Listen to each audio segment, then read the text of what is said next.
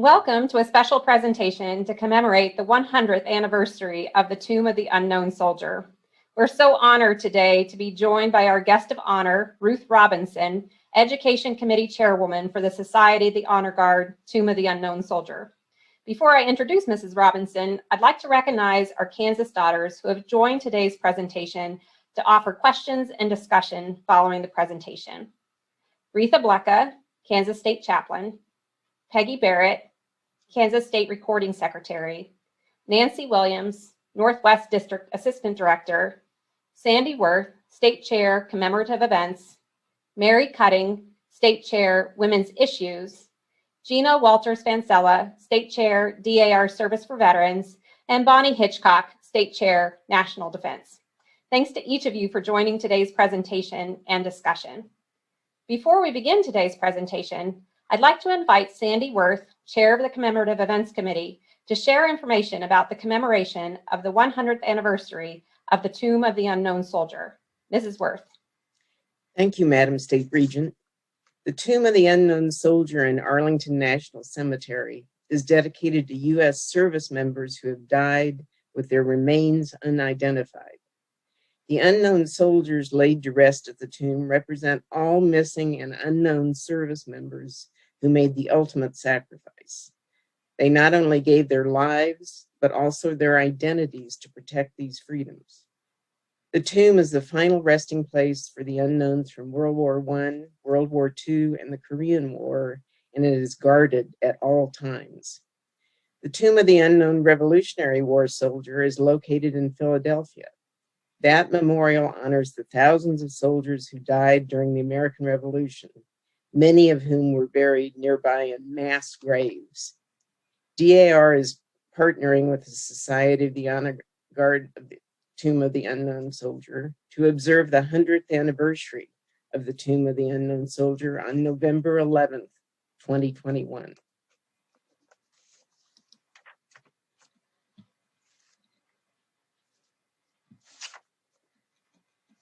Thank you, Mrs. Worth. It is now my privilege to introduce our guest of honor, Ruth Robinson. Ruth Robinson is a native of Waco, Texas. She graduated from Birmingham Southern College in 2010 with a Bachelor of Science degree in biology and joined the U.S. Army in October of 2011 as a military police soldier.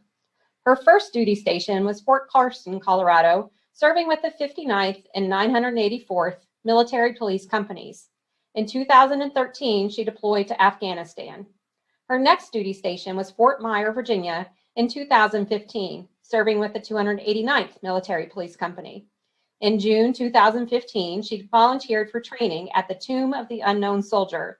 She completed the training, earning badge number 643, and was promoted to Staff Sergeant and Commander of Relief in September 2016. She served in this role until her expiration of term of service, or ETS, from active duty in March of 2018. Ruth joined the National Guard, where she earned a commission as second lieutenant. She has since transferred to the Army Reserve, where she now serves as a platoon leader in the 800th Military Police Company. In May of 2020, she earned a Master's of Science in Conservation Biology. Ruth currently serves as the Education Committee Chairwoman for the Society of the Honor Guard, Tomb of the Unknown Soldier. She is married to her husband of almost 3 years, Brad Robinson, Lieutenant Commander, U.S. Navy. Ruth, we are really looking forward to your presentation, and I will turn it over to you to present your slides, and we'll turn off our cameras.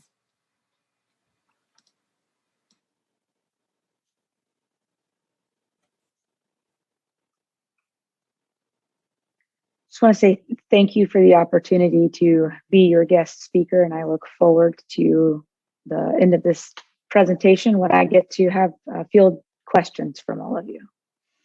And thank you for that wonderful introduction. When I was down at the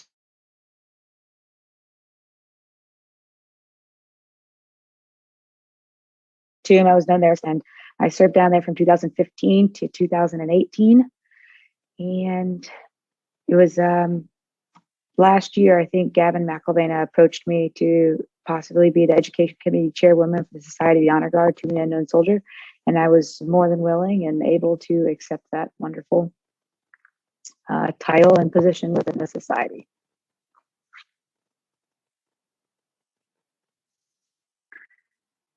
So at the end of World War One, Great Britain and France were the first countries to honor their unknown warriors, and the U.S. promptly followed.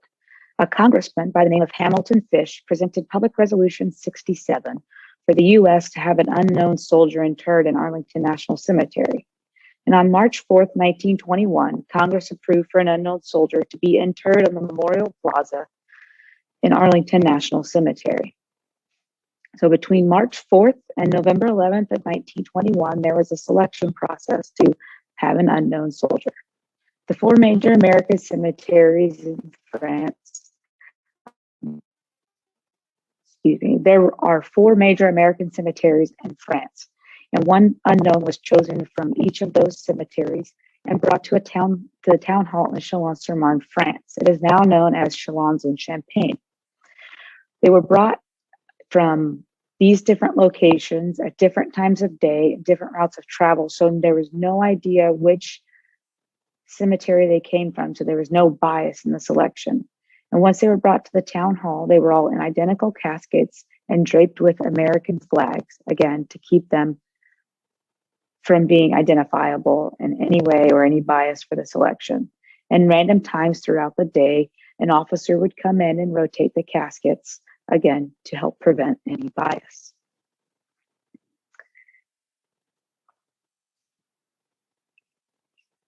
Originally, a general was selected to be the individual to select the unknown soldier. However, he said it didn't feel like it was his place to do so. So he chose Sergeant Edward F. Younger.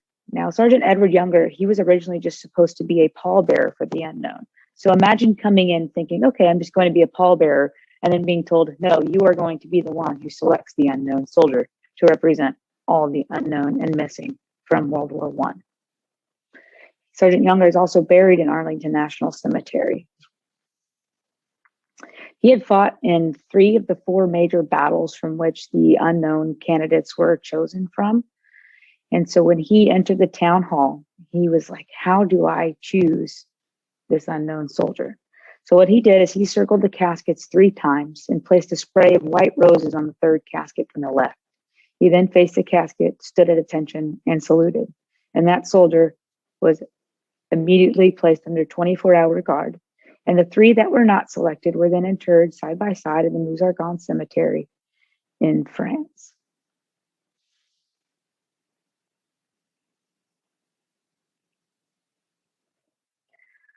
So after select unknowns and placed aboard a train and had a wonderful ceremony all the way from Chalon-sur-Marne, France to the Port of Le Havre. So the unknown could be placed aboard the USS Olympia, which is Admiral Dewey's flagship at the Battle of Manila Bay. And it was lined like this all the way from Chalon-sur-Marne, France to the Port of Le Havre. France had a they were very involved in what happened, and they were honored to be involved in this. So on November 9th of 1921, the unknown arrived at the Navy Yard in Washington, D.C. The unknown was then transported to the Capitol building where he laid in state and under constant military guard. Now, on his travels from Le Havre over to Washington, D.C., there was quite a bad storm. And at one point, it was so bad that they had strapped the unknown to the deck, and the Marines who were guarding him decided that they also wanted to be strapped to the deck because they were not going to leave the guard during this transit. So the Capitol attended visitors to come pay their respects. This was our first major global conflict, and it was also family members did not ever hear from some of their family members again. They were not able to go and mourn their family member being lost. So this was a way for them to come and pay their respects. Because if their brother or son or uncle never returned, they had nowhere to go mourn. So this was a chance for them to go and mourn. And then on November 11th, the unknown was placed aboard the caisson and brought over to the Memorial Amphitheater in Arlington National Cemetery. Now, today, there is the memorial bridge that goes straight across, but back then there was not. So it was a lot longer of a route to go all the way from the Capitol building to Arlington National Cemetery. And the unknown actually laid on the same catafalque that President Lincoln and others had laid on.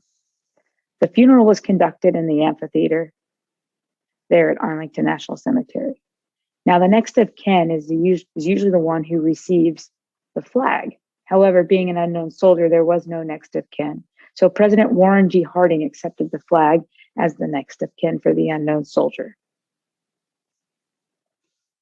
After the funeral, the unknown was brought over to the Memorial Plaza to be interred. The unknown was awarded our nation's highest honor, the Medal of Honor, but also that from other allied countries. And Chief Plentycoo, which you can see on the left side of the screen with his headdress, he was selected to represent all the Native American tribes. And he actually presented his war bonnet and his acoustics to honor the unknown, which is an honor in and of itself. And you can see here, there's also 2 inches of dirt from the battlefields of France that lay under the unknown soldier as well. And here's one of the earliest photos we have of a guard at the Tomb of the Unknown Soldier. As you can see, it's a little bit different from today. This is what the tomb originally looked like. Now, there wasn't a guard until 1925 when a civilian guard took over, and we'll go a little bit more in depth into that. And here again is just a different design. And so there was always an idea to have a sarcophagus above it. So they had a competition for a design. And Lorimer Rich, who was actually a private first class, he had served in the military. His design was a selected winner, and the sculptor was Thomas Hudson Jones. Now, Thomas Hudson Jones also sculpted many of the monuments in Washington, D.C. So a large piece of marble was quarried from out in Colorado and made its way to the cemetery. And they actually finished the final sculpting on the plaza to prevent any accidental damages. And here you can see is also my background. On the front side, which faces east, is 3 figures. It's peace holding a dove, victory holding a palm branch, and valor holding a sword. There's a total of 6 inverted wreaths on the tomb, and they are inverted to represent mourning. And those 6 wreaths also represent the 6 major battle campaigns of World War I. And on the west side, which is where the guard change takes place, is the inscription where it says, "Here rests in honored glory an American soldier known but to God." Overall, it weighs 79 tons and is made up of 7 pieces. And here's a comparison. And this is the west side, again, with the other unknowns and where the guard change takes place. And there's that inscription.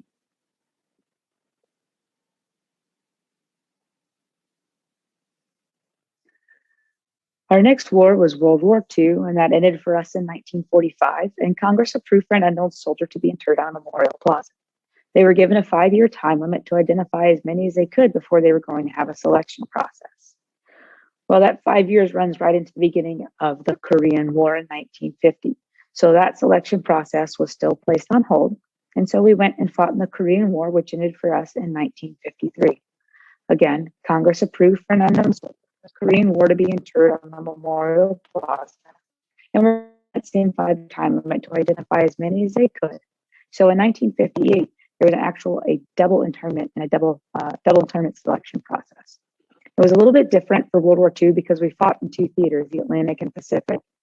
So as to avoid any bias or conflict, we had an unknown selected, one from the Transatlantic Theater and one from the Trans-Pacific Theater. And then they were brought aboard the USS Canberra off the Capes of Virginia, and they are on the left side and the right side in this picture. And the one in the center is the Korean War Unknown that was selected by Master Sergeant Ned Lyle. So for the final selection of the World War II unknown, it was made by Hospital Corpsman First Class William R. Charette. He was the Navy's only active duty enlisted service member to be the recipient of the Medal of Honor at that time. And so his task was to select the World War II unknown. And in order to avoid any bias, again, between the Atlantic Theater and the Pacific Theater unknown, they had officers go below deck before they were placed aboard deck and rotate the caskets so that, again, they had no idea who was in which casket and what theater it came from.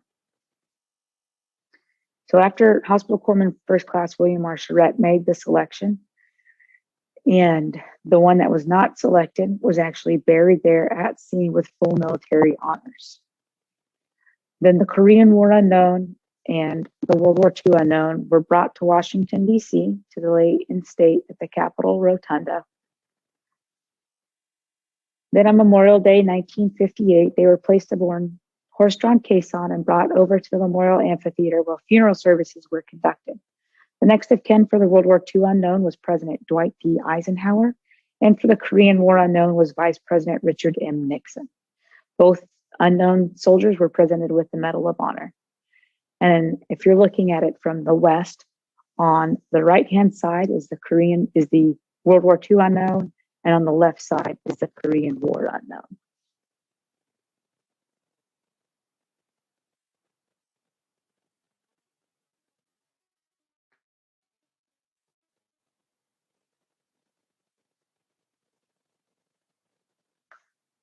Finally, the Vietnam Unknown. The Vietnam War ended for us in 1975. However, an unknown was not interred until 1984. And a lot of that had to do with our troop accountability, and we had dental records. So it was a lot easier to identify our dead. So it was really at the pushing at Vietnam veterans that an unknown from the Vietnam War be selected and interred.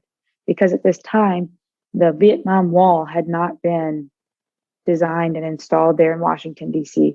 So these Vietnam veterans had nowhere to go and mourn like all the other veterans did from our major wars. It was also nearing an election year, and that was something that President Ronald Reagan was pushing as well. So the selection process for the Vietnam Unknown was actually a designation process. We only had hands-on remain of one unknown at the time. Mind you, there are still many, many left, but at the time we only had hands-on the one set of remains. So Sergeant Major Alan J. Kellogg Jr., United States Marine Corps, designated the individual as the unknown soldier from the Vietnam War. The unknown was flown from Hawaii to Travis Air Force Base and then to Washington, D.C., where he laid in state. And then on Memorial Day, 1984, he was brought to the amphitheater where funeral services were conducted and then interred on the plaza. And the next of kin was President Ronald W. Reagan. There's a bit more history that goes into the internment and disinterment of the Vietnam Unknown. The remains that were originally designated as X-26 were actually known and identified at one point. The remains were recovered in an area of Vietnam where an American pilot had been shot down.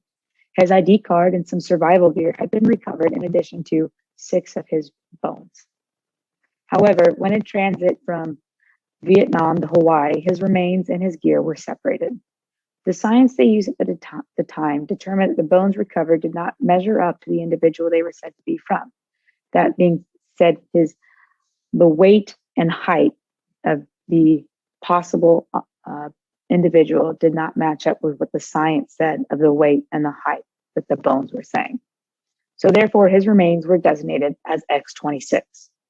Well, 14 years later, there was a lot more research and paperwork and stories and documentation occurring. And it kind of came to a point where there was enough information that the Vietnam Unknown would be disinterred from the Memorial Plaza for possible DNA identification.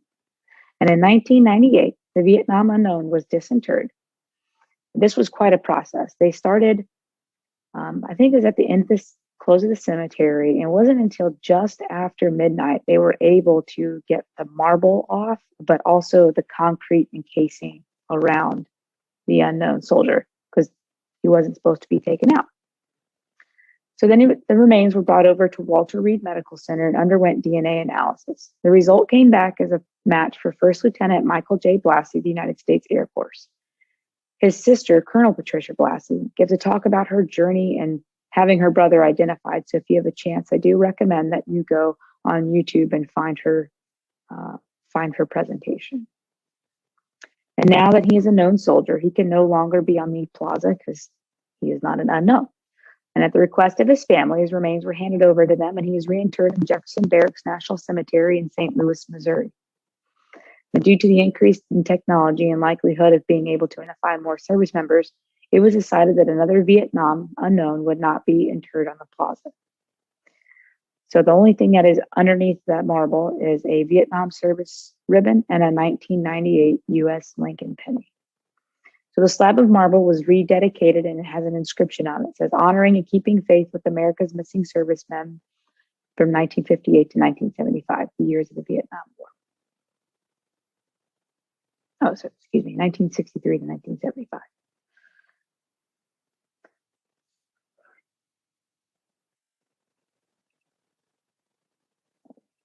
Let me go in a little bit more. So at his headstone there in Jefferson Barracks National Cemetery, on the front has his name and information, but on the back side, it does list that it says unknown soldier on there and the dates from his interment and disinterment. So I'll talk a little bit now about the tomb guards or sentinels. So in 1921, there really wasn't a guard that was placed there. And over time, it's a beautiful place to overlook Washington, D.C. And over time, people were said to have been having picnics there and sitting on it. And it was kind of, a little bit of disrespect and desecration of the grave. And so it was brought to the attention that there needed to be a guard there. Well, in 1925, a civilian guard was placed there. Part of it was on his own because he felt that a guard needed to be there. And then the military guard was finally placed in 1926, but it was just for the duration of the cemetery being open. And then in midnight to July 1937 is when the 24-hour military guard was posted. Now, it didn't have all of the flair and things that we have today. It was just a military guard walking their post. The chains weren't as far back as they were. You were able to get a lot closer to the tomb back then. It's kind of evolved throughout time to what it is today, to our presentation and our weapons inspection and our guard change is continually evolved throughout time. And then in 1948, the duty was turned over to, it was April 6th, so we just had the anniversary of it, was turned over to the old guard, and it's been the old guard's job the entire time. People say, oh, it's the Marines out there. It's the Army's job. The Army has, not only is it the senior service, but it also is the big overarching of national cemeteries as well.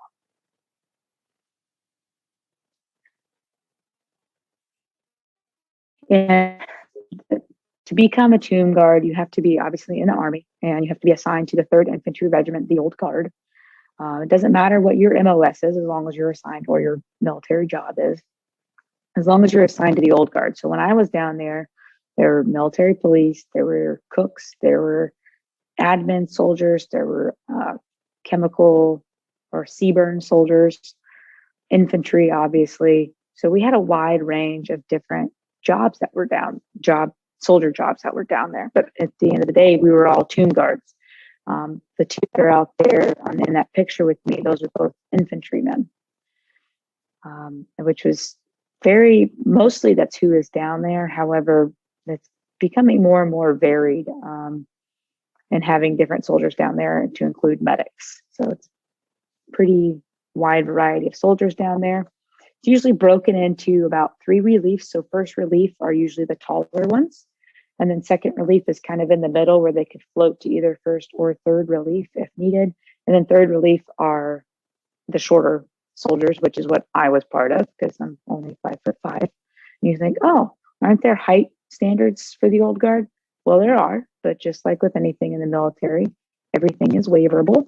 And thankfully there was enough shorter soldiers down there when I was there, so it didn't look as weird on the plaza because we try and keep it similar height. So when you're out there walking on the plaza, everything looks to be about the same. And something that the DAR is pairing with us on is the Sentinel of the Tomb of the Unknown Soldier. You can find a lot about our events there. One of them, which is the National Salute, and it was reinstituted in 2015. And it's a way to show a deep respect for the unknown soldiers buried there in Arlington National Cemetery. So on the 11th day, the 11th hour, the 11th month, we ask all Americans across the United States and foreign lands to pause and recognize those who have sacrificed and who will sacrifice in the future in the defense of America's freedom and democracy. And it's usually like firehouses, churches will pause for the silence, and then they will ring bells 21 times as well after the moment of silence.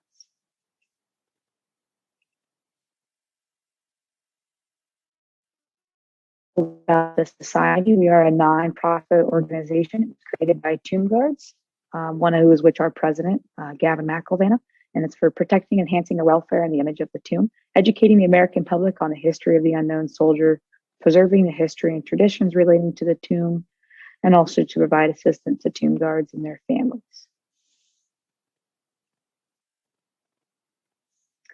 Just want to thank you for your time, and I appreciate the opportunity to share the story of the unknowns. I'm more than willing to answer questions, especially if I skipped over something, because sometimes I kind of jump around and forget where I am. So please feel free to ask questions, and I will more than happy answer them and do the best I can for that question. Ruth, that was absolutely wonderful. I loved hearing the history aspects of it that I had never heard before, and then hearing some of your personal accounts and research as well. It was just fascinating. So I'm going to allow everybody to get a chance to come back with their cameras, and we will take a chance for some questions and answers and just general discussion as well. And we're going to start with our state chaplain. Mrs. Blanca, you have a question. Thank you for your presentation, Ruth. It was wonderful. I learned a lot. I serve as the Kansas DAR chaplain, and I was interested in knowing if there's a chaplain for the Old Guard, or if you have, I know you have a chaplain in the 3rd Infantry, but I was wondering if within your, of course you said it's a society, so do you have a chaplain? This is terrible. I should know a little bit more about our society. I don't recall if we have a society chaplain. We might, but I'd have to look into that. I could look it up real quick for you. That's a good question. Excellent. Good question, Retha. Peggy, you had a question. You might be on mute, Peggy. There we are. There. Thank you for reminding me. We used to spend a lot of time in Colorado, and I have been to Marble, which is the location of the quarry that is from. It is a quarry that is located at about 10 to 11,000 feet. And it's really spooky, actually, but thank you for reminding me of that. I have a question that's maybe not a part of the society, but in talking to friends recently, we were talking about growing up and what we were allowed to think we might do. A friend of mine mentioned growing up in the 60s, she wanted to be an astronaut and was told that that was impossible. Girls couldn't be astronauts. And I was just wondering, when you were growing up, what was your aspiration? That's excellent. And also to go along with the marble at Arlington National Cemetery's WIMS and the Women's Memorial for those who served in the military. And there are 3 pieces of marble within the WIMS and Memorial that also come from one of the same faces as the marble that was quarried for the tomb. But growing up, I actually wanted to be a veterinarian. And, you know, my dad always said, and my mom everywhere, do whatever you want. Like, you're smart, you'll figure it out. And my dad, I have military members everywhere in my family. My dad never encouraged or discouraged us from joining the military, but he wanted us to get an education. So, and that's what I wanted to do as well. I knew that if I didn't go to college right out of high school, I didn't know if I was going to get there.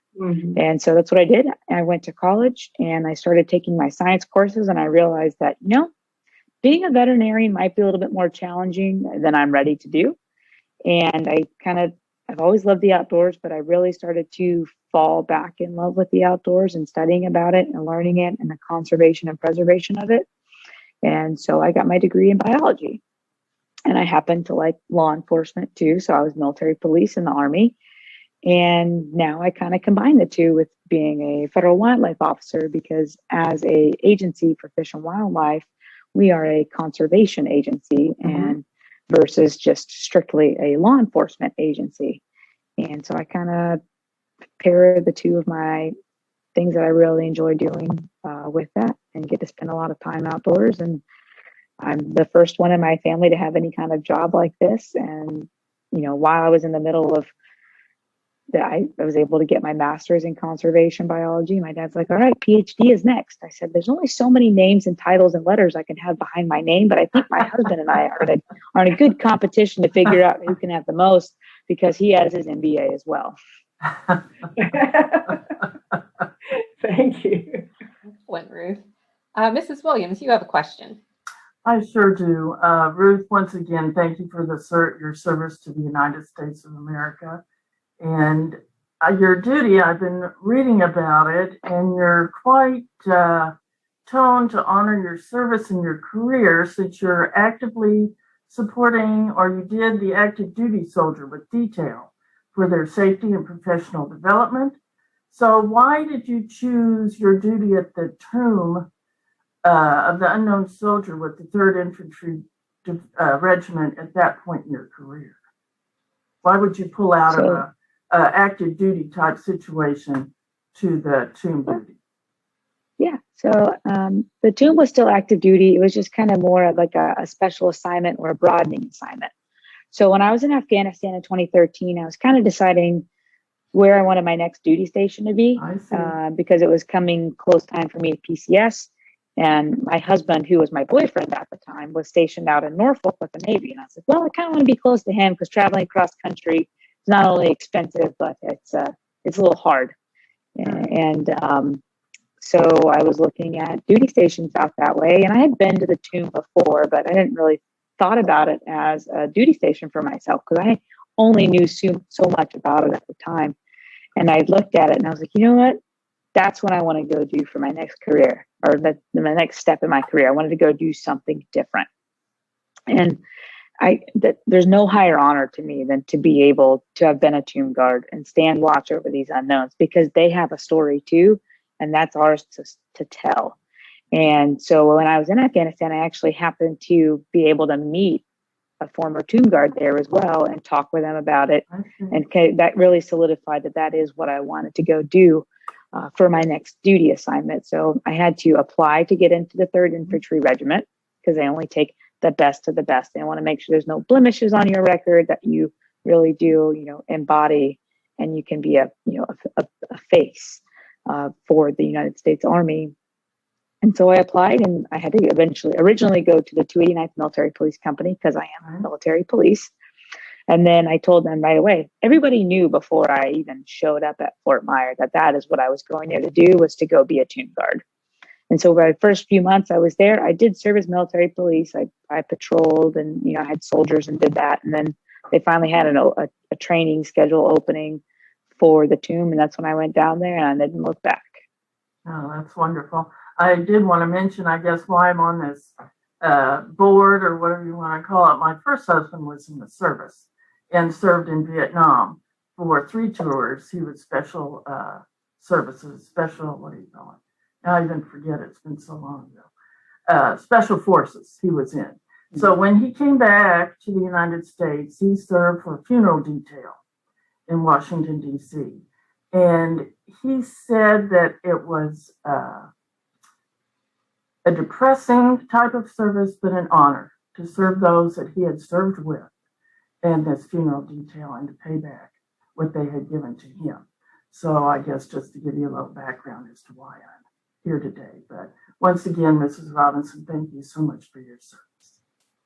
Absolutely. And I can relate to the funeral detail as well, because I will do that. I did it for the National Guard, and I do it for the Reserve as well, do funerals. And people are like, well, how do you do that? And why do you do that? And I said, because on a family's worst day, I can give them what the military should look like and should provide for them. And so on their worst day, if I could make them have an easy day by showing the respect that individual earned by raising their right hand and joining the United States military, then that's what I'm going to do. Yeah, it's wonderful. Yeah, it was quite an honor for him. Thank you, Nancy. Mhm. Sandy, Mrs. Worth, you had a question. Well, just looking at your slides here, the picture just before this one, I think, had 3 soldiers. Now, I've been to Arlington, but I have not seen the changing of the guard. So just the logistics of it, are there 3 at a time? Nope, that's for the change. Yep. Okay. So the soldier on the mat is, how does the change? Okay. Go ahead. yep. So the soldier on the mat that you see in this photo, he's the one who just got posted for his guard post. And in the summer, those will be for 30 minutes. And in the winter, those will be for an hour. Right. And the soldier that was next to him in the middle is the one who just finished his guard duty. And I'm the one on the left. I am the changer, or the NCO, the commander of the relief. I'm the one who conducts the weapons inspection and who calls all the commands out there to have them properly transitioned over. And then that's us getting ready to walk off the plaza at the finish of the guard change. Okay. Thank you. I just didn't know the logistics of it. Yep. So during your tour, I guess, or your day there, do you do it just once a day? If this is like an hour or half an hour, are you there for 8 So hours? I'll just run. Pardon me. Oh, sorry. I'll run you through my typical day when I was there. So I'd wake up at about 3:30 in the morning, to get all my stuff together and get down into quarters so I could get my uniform back out, make sure if there's any touch-ups that need to be made, because the previous day I had to repress and repin, reshine everything with my uniform. So I'd pull it out of the locker, steam it out, make sure there's no wrinkles or anything that could have happened overnight, because things happen. Make sure everything has a fresh little polish on it. We would call what we do wetting off our shoes. So they're polished, but if you just take a small wet cotton ball over it in the morning, it really helps it pop and make it a little bit more shiny. And then from 5 to 6, I would leave my soldiers in physical training. There, we had a gym there in the cemetery, and at 6 o'clock we would change over quarters. So myself and the incoming soldiers would check over quarters, and it's underneath the amphitheater. It's got a full kitchen, bathroom, sleeping area, and offices and stuff down there. Make sure it's clean to our satisfaction and say, okay, everything's good to go. And then I would accept quarters. So I'm in charge of quarters for the day. And during that time, then myself and the other sentinels, the ones who have passed training, would inspect our new men, or our soldiers in training, inspect their uniforms to see who had earned the bolo, or be on the lookout, the first watch of, or the first walk of the day, which is the first hour before the cemetery opens. So it's an hour-long walk from 7 to 8. And that's used mostly for new men to get their time outside, so we can be out there and be able to talk to them and help them with their corrections to make sure they're standing right, their weapons angles are good, their 21 counts are good. And then at 8 o'clock, when the cemetery opened, that's the first change of the day. So obviously we're all in our dress blues at that time and doing the first change. So in the summer, there's 23 ceremonial guard changes. And in the winter, there's 10 or 11, depending on if I can count that day or not. But so as a changer, there's usually 2 per relief that we're able to be the changers, and those are normally NCOs, and those who walk the mat were usually the lower enlisted, so private, E1 to E4. Now I could walk the mat if I wanted to too, but just like in this picture, I would not wear any rank. The only time I wore rank out there is if I was the changer, the one changing the guard, the NCO out there. And so we would normally split it up kind of into blocks throughout the day, where you would do 3 hours worth of changing, so 6 changes, and then you would come down for 3 hours so you could do any maintenance on your uniform, get some food, things like that in between.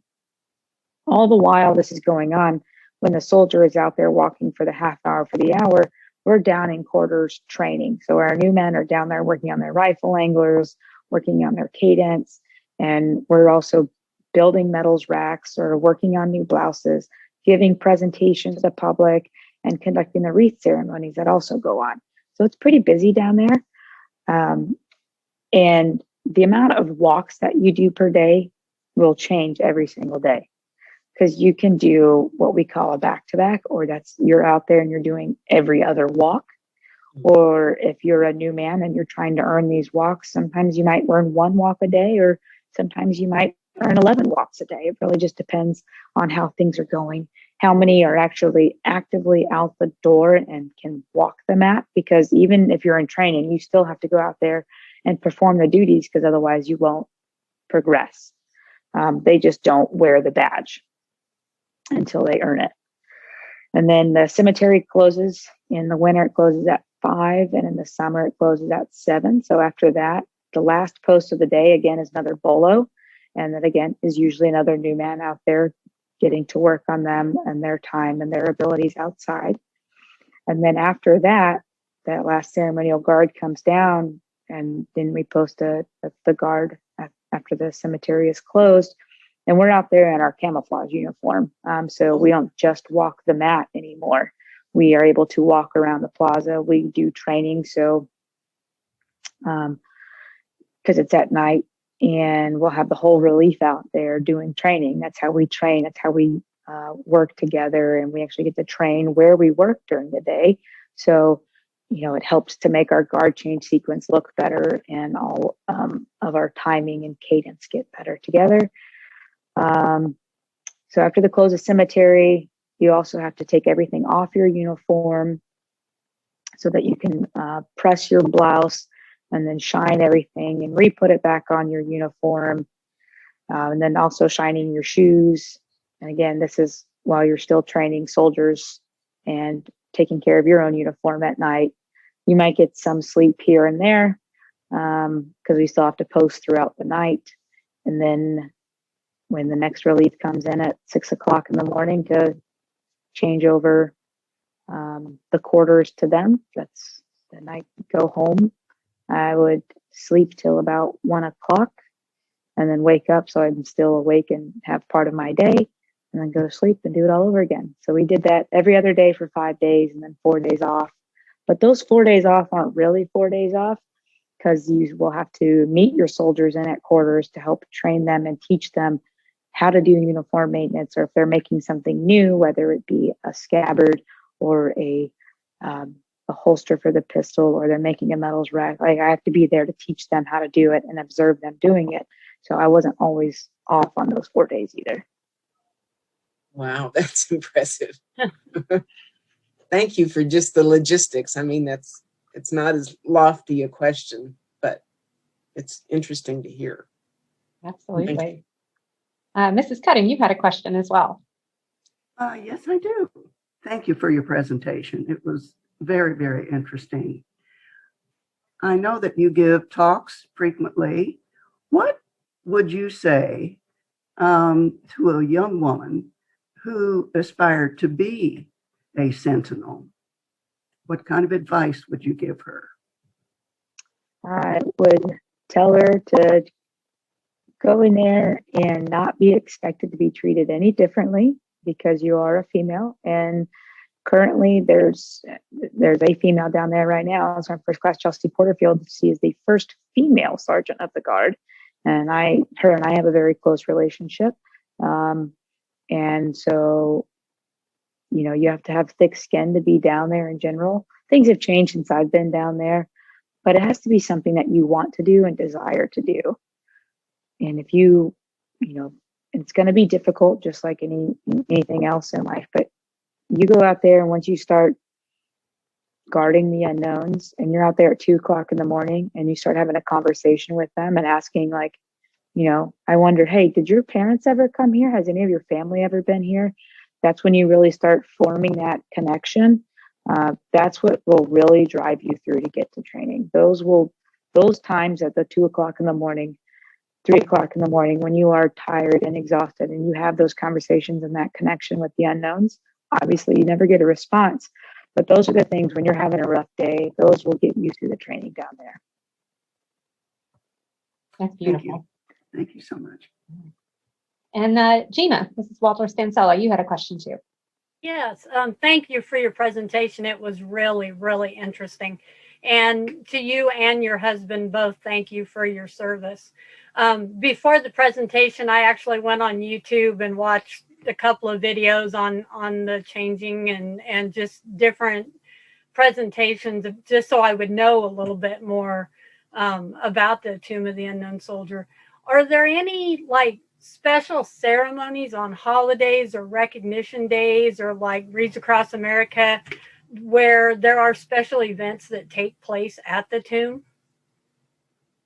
So for our special events, if we do have a Wreaths Across America, we go out there and we do lay a wreath at each of the tombs there. So the 3 crypts and the tomb of the big tomb. So there's wreaths out there during the duration that they are out there. We also do flags in, just like for Memorial Day and Veterans Day.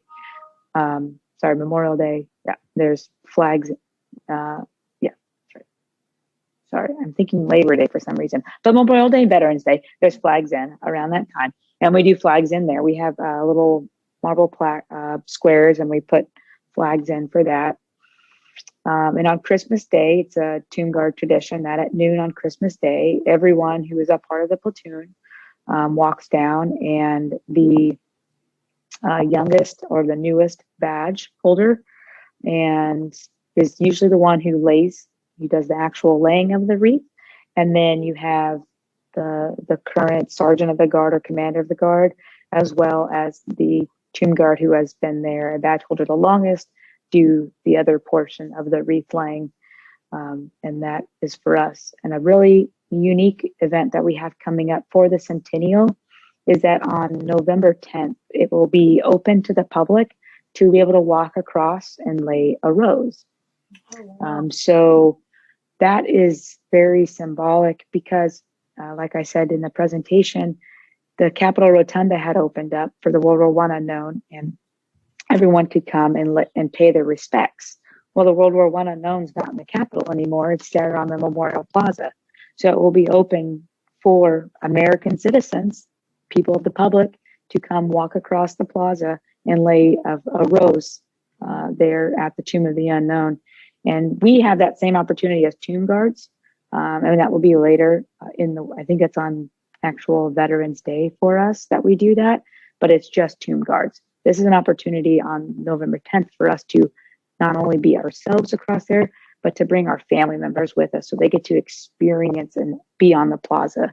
And once you're no longer an actively serving tomb guard, I don't go back on the plaza except for that time. So it's a very, very special moment for us. Oh, wow. Thank you. That's wonderful.